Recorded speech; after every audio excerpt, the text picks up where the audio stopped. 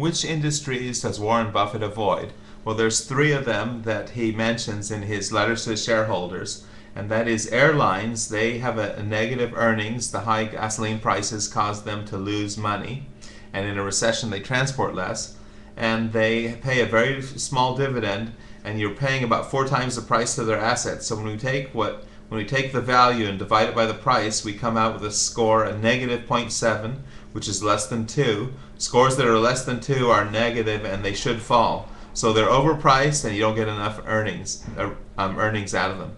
Same thing with food supermarkets. They have about a 3.67% net profit. They pay about a 1.5% dividend, but you're paying about 10 times the price of their assets. So these are very, very overpriced, and that reflects in the score. A 0.5 is lower than 2, so this is mediocre.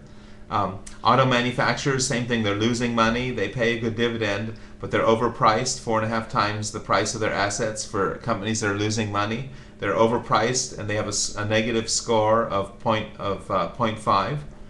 Looking at software and hardware, we can also compare those industries with the value formula. Software has higher net earnings because they put less money into research, and you actually pay a little more for their assets than you do for hardware, and they pay better dividends, and so the score is reflected in that. They're much higher than hardware, and software typically has much better profit margins than hardware. So this is how you can evaluate industries and mutual funds, by doing this on the industry.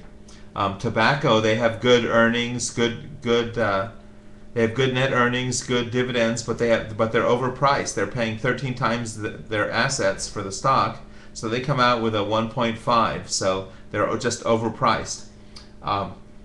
You can probably find a company that isn't this overpriced, and it would be a good buy. But looking at these other companies, restaurants, you're paying a premium for them. They come out with an average score.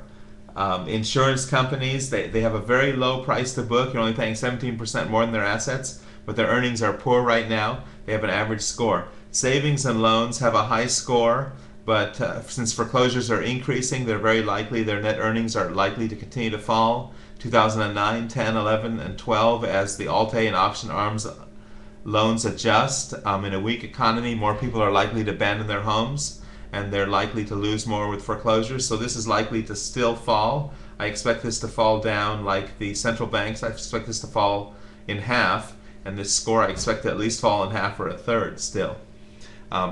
So this has been Alan Kendall. Have a nice day.